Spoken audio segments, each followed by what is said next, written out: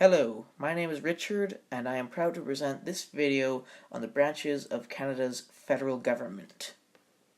In specific, this video will be talking about all three branches of the Canadian federal government, as well as the Canadian media and Canadian lobbyists.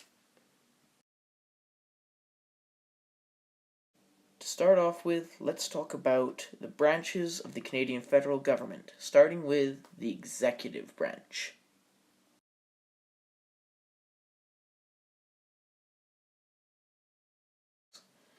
Before we get to that, let's talk about the Canadian Constitution.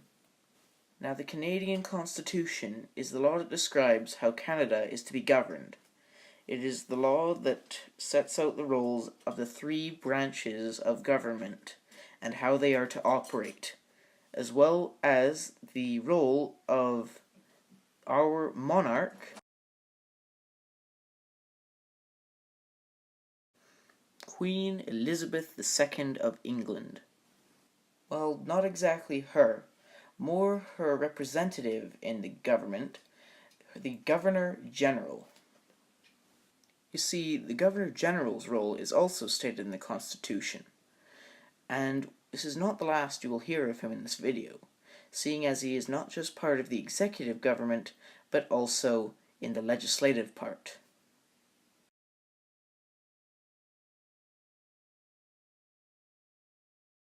Now on to the executive branch itself.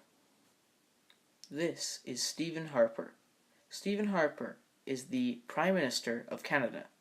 The Prime Minister is the elected head of the Canadian government. To become the Prime Minister of Canada, you must first become the head of one of its political parties. After that, you must be elected to be one of Canada's MPs, or Members of Parliament. If the party that you lead wins enough seats in the House of Commons, then you shall become the Prime Minister of Canada. As Prime Minister, you will be able to appoint the members of your very own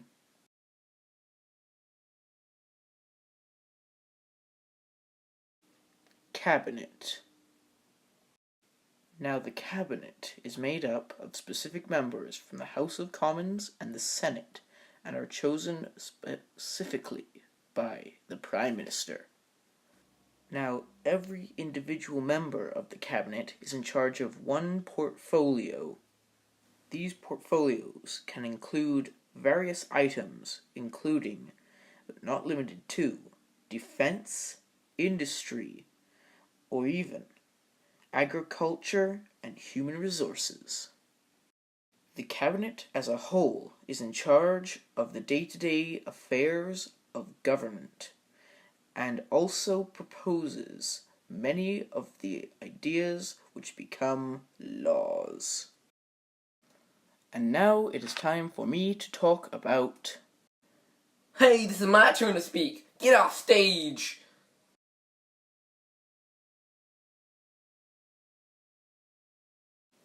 He's gone. Now we can talk about the legislative branch.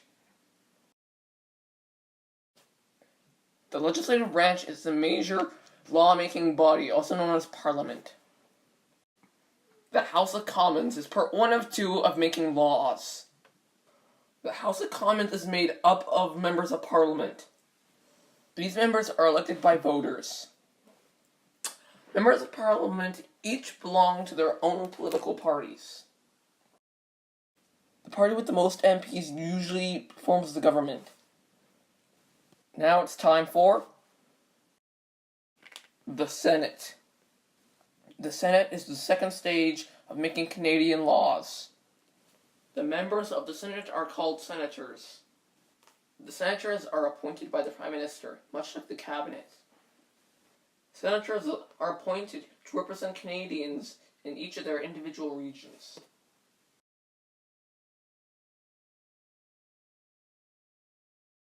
We will now discuss the process and creation of a law. Laws begin as bills proposed by the Cabinet and the Prime Minister. The bill is then sent to a committee and reviewed. If the bill then passes through the committee, It then goes on to the House of Commons to have a second opinion. The House of Commons then revises the bill and then sends it to the Senate. The Senate then makes final changes and sends it to get the royal assent. And then we once again see the Governor General. The Governor General then makes the final changes and gives it royal assent, and then it becomes a law. Hey, what are you doing back here? Well, it's time to talk about the judicial branch. Fine, but only for a few minutes.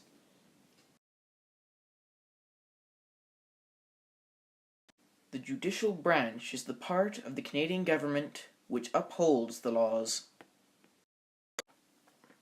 The judicial branch involves all of Canadians' courts, especially the Supreme Court.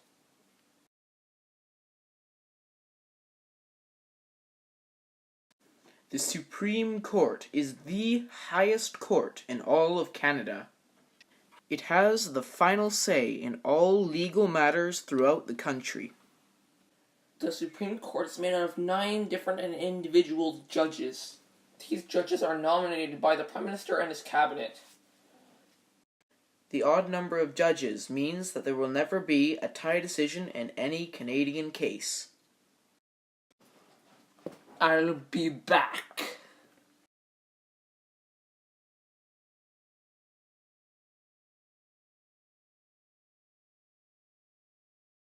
And now it is time for me to talk about the media.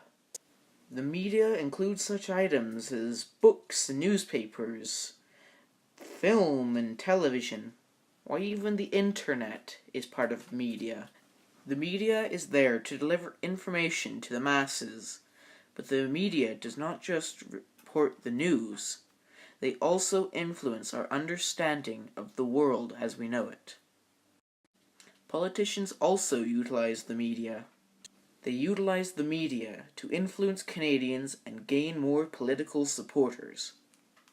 They do this through means of publicized friendly gestures towards other Canadian citizens, or even verbalized good gestures such as memorable quotes, phrases, or even slogans.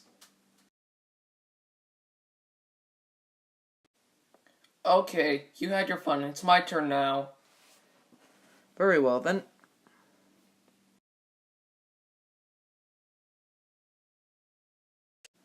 Last but not least, lobbyists. A lobbyist is a person whose job is to influence MPs. To become a lobbyist, you must first register with the commissioner lobbyist. Lobbyists voice the issues of certain groups. These issues can affect all Canadians. Lobbyists have to document every MP and government official they meet.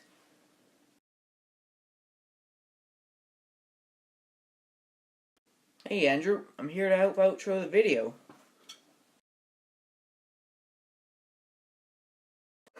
Okay then, very good.